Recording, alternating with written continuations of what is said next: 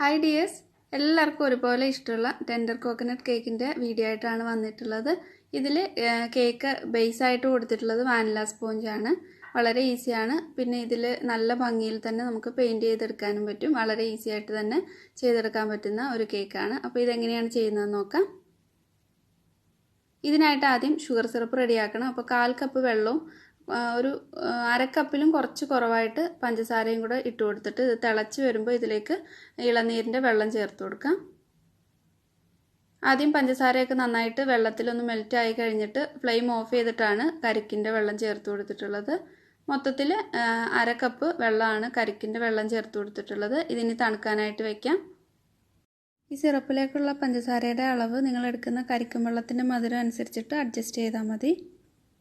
ഒരു 1/4 cup white chocolate എടുത്തിട്ടുണ്ട്. അതിലേക്ക് ഒരു 2 ടേബിൾ സ്പൂൺ വിപ്പിംഗ് ക്രീം കൂടെ ചേർത്തിട്ട് ഒന്ന് മൈക്രോവേവ് ചെയ്തിട്ട് നന്നായിട്ട് മെൽറ്റ് ചെയ്തെടുക്കാം. ഇത് ഉള്ളിൽ ഫില്ലിങ് കൊടുക്കാൻ വേണ്ടിയിട്ടാണ്.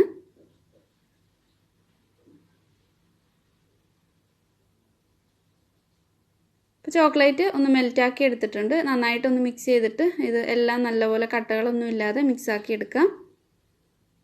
ഇനി ഇതിലേക്ക് ടെൻഡർ കോക്കനട്ടിൻ്റെ ആ ഒരു പൾപ്പാണ് ചേർത്ത് കൊടുക്കുന്നത്. അത് നിങ്ങളുടെ ടേസ്റ്റ് അനുസരിച്ചിട്ട് ചേർത്ത് കൊടുക്കുക. ഒരുപാട് ലൂസായി പോകാതെ വേണം ചെയ്തെടുക്കാൻ. നന്നായിട്ട് ഒന്ന് മിക്സ് ആക്കിയിട്ട് ഇത് ഫ്രിഡ്ജിലേക്ക് വെച്ചിട്ട് ചെറുതായിട്ടൊന്ന് തണുത്തിട്ടാണ് കേക്കിലേക്ക് ലെയർ ചെയ്യാൻ വേണ്ടിയിട്ട് എടുക്കുന്നത്. അപ്പോൾ പെട്ടെന്നാവാൻ വേണ്ടിയിട്ട് ഞാൻ 5 മിനിറ്റ് ഒന്ന് ഫ്രീസറിലേക്ക് വെക്കുന്നുണ്ട്. ഇനി ഇതിലേക്കുള്ള വിപ്പിംഗ് ക്രീം ബീറ്റ് ചെയ്തെടുക്കാം. അപ്പോൾ ഞാനിവിടെ 1/4 കപ്പ് വിപ്പിംഗ് ക്രീമാണ് എടുത്തിട്ടുള്ളത്. 1/2 കിലോഗ്രാം വരുന്ന ഒരു കേക്കാണ് ചെയ്യുന്നത്. വിപ്പിംഗ് ക്രീം നന്നായിട്ട് ബീറ്റ് ചെയ്തെടുത്തിട്ടുണ്ട്.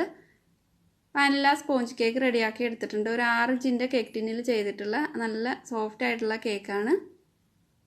കേക്ക് 3 പീസായിട്ട് കട്ട് ചെയ്തെടുത്തിട്ടുണ്ട്. ഫസ്റ്റ് ലെയർ കേക്ക് വെച്ചിട്ട് നേരത്തെ തയ്യാറാക്കിയിട്ടുള്ള ആ സിറപ്പ് വെച്ചിട്ട് ഒന്ന് വെറ്റ് ചെയ്ത് കൊടുക്കാം.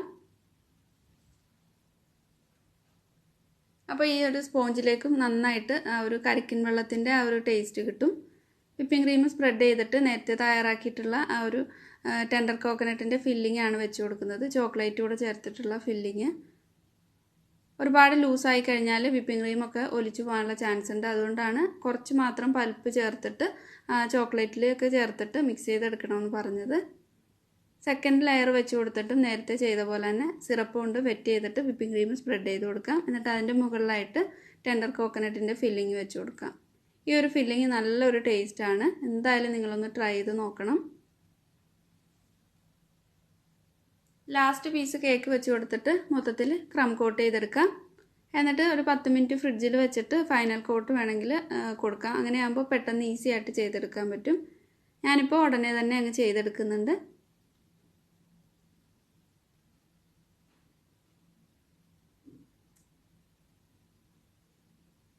സൈഡിലേക്കൊക്കെ അത്യാവശ്യം നന്നായിട്ട് തന്നെ ക്രീം ഒന്ന് സ്പ്രെഡ് ചെയ്ത് കൊടുക്കാം.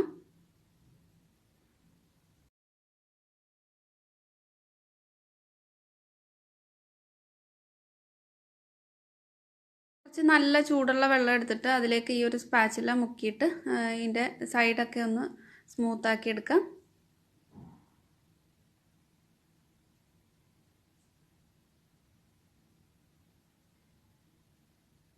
ഇത് ഫിനിഷ് ചെയ്തിട്ട് ഫ്രിഡ്ജിലേക്ക് വെച്ചിട്ട് ഒരു 3-4 മണിക്കൂർ നന്നായിട്ട് തണുപ്പിച്ചെടുക്കണം. ഫ്രീസറിലേക്ക് വെക്കുകയാണെങ്കിൽ ഒരു 1-2 മണിക്കൂറെങ്കിലും ഫ്രീസറിൽ വെച്ചിട്ട് നന്നായിട്ട് തണുപ്പിച്ചെടുത്തിട്ട് വേണം ഇതിൻ്റെ പെയിൻറ്റിങ് ചെയ്യാനായിട്ട്. ഇപ്പോൾ കേക്ക് നന്നായിട്ട് തണുപ്പിച്ചെടുത്തിട്ടുണ്ട്. ഇനി ഇത് പെയിൻറ്റ് ചെയ്യാൻ വേണ്ടിയിട്ട് ഞാനിവിടെ ബ്രൗൺ കളർ എടുത്തിട്ടുണ്ട്. പിന്നെ ഗ്രീൻ കളർ 2 ഗ്രീൻ കളർ എടുത്തിട്ടുണ്ട്. ഒന്ന് ഡാർക്ക് കളറും ഒന്ന് ലീഫ് ഗ്രീനുമാണ് എടുത്തിട്ടുള്ളത്. അത് കുറച്ച് നാരങ്ങാനീര് ചേർത്തിട്ട് ഒന്ന് മിക്സാക്കി എടുക്കാം. നാരങ്ങാനീര് കുറേ അങ്ങ് ഒഴിച്ചു കൊടുക്കരുത്. കുറച്ച് മാത്രം ചേർത്തിട്ട് ഒന്ന് മിക്സാക്കി എടുത്താൽ മതി. ഒരുപാട് ലൂസായി പോകരുത്. ബ്രൗണും ഗ്രീനും ഒക്കെ ഇതേപോലെ തന്നെ മിക്സ് ചെയ്തെടുക്കാം. വളരെ കുറച്ച് കളർ മതി. എന്നിട്ട് ഇത് കുറച്ച് നാരങ്ങാനീരോട് ചേർത്തിട്ട് മിക്സ് ചെയ്തെടുത്തിട്ടുണ്ട്. എന്നിട്ട് ഇതേപോലെ ഒരു ബ്രഷ് എടുത്തിട്ട് നമുക്ക് പെയിൻറ്റ് ചെയ്ത് കൊടുക്കാം. നിങ്ങളുടെ ഐഡിയ അനുസരിച്ചിട്ട് ചെയ്ത് കൊടുക്കാം. നന്നായിട്ട് വരയ്ക്കാനൊക്കെ അറിയാവുന്നവരാണെങ്കിൽ നല്ല പോലെ തന്നെ ചെയ്തെടുക്കാൻ പറ്റും. നല്ല ഭംഗിയിൽ ചെയ്തെടുക്കാൻ പറ്റും. തെങ്ങോലയ്ക്ക് കുറച്ച് ലൈറ്റായിട്ടുള്ള ഗ്രീനാണ് എടുക്കുന്നത്. അപ്പോൾ അതിന് വേണ്ടിയിട്ട് ലീഫ് ഗ്രീനാണ് മിക്സ് ചെയ്തെടുക്കുന്നത്. നാരങ്ങാനീര് എടുക്കുമ്പം ഒരിക്കലും കൂടിപ്പോകരുത്. കുറേശ്ശെയായിട്ട് മിക്സ് ചെയ്തിട്ട് വേണം എടുക്കാനായിട്ട്. ഒരുപാട് കൂടിപ്പോയി കഴിഞ്ഞാൽ നമ്മളിത് പെയിൻറ്റ് ചെയ്യുന്ന സമയത്ത് ഈ വിപ്പിംഗ് ക്രീം കളറൂടെ ചേർന്നിട്ട് ഒലിച്ചു പോകാനുള്ള ചാൻസ് ഉണ്ട്. അതുകൊണ്ട് ഇതിലേക്ക് നാരങ്ങാനീര് ചേർക്കുമ്പോൾ കുറച്ച് മാത്രം ചേർത്ത് കൊടുക്കുക. എന്നിട്ട് ഇതേപോലെ ഒന്ന് പെയിൻറ്റ് ചെയ്തെടുക്കാം.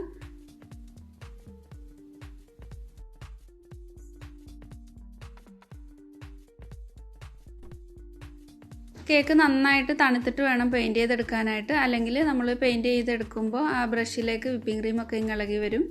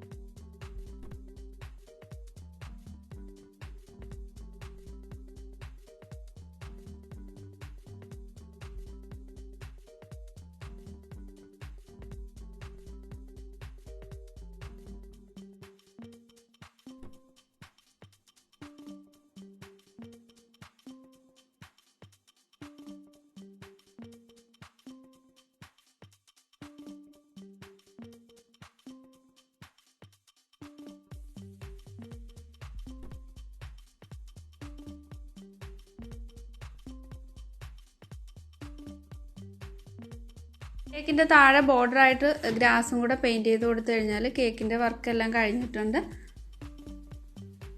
അപ്പോൾ നന്നായിട്ടൊക്കെ പെയിൻറ്റ് ചെയ്യാൻ അറിയാവുന്നവർക്കൊക്കെ നല്ലപോലെ ചെയ്തെടുക്കാൻ പറ്റിയിട്ടുള്ള ഒരു കേക്കാണിത്. ഈ ഒരു രീതിയിൽ ടെൻഡർ കോക്കനട്ട് കേക്ക് ചെയ്തെടുത്തു കഴിഞ്ഞാൽ നല്ല ടേസ്റ്റാണ്. അതിൻ്റെ ഉള്ളിലുള്ള ഫില്ലിംഗ് ഒക്കെ അടിപൊളിയാണ്. അപ്പോൾ നിങ്ങളൊന്ന് ഈ രീതിയിൽ ട്രൈ ചെയ്ത് നോക്കണം.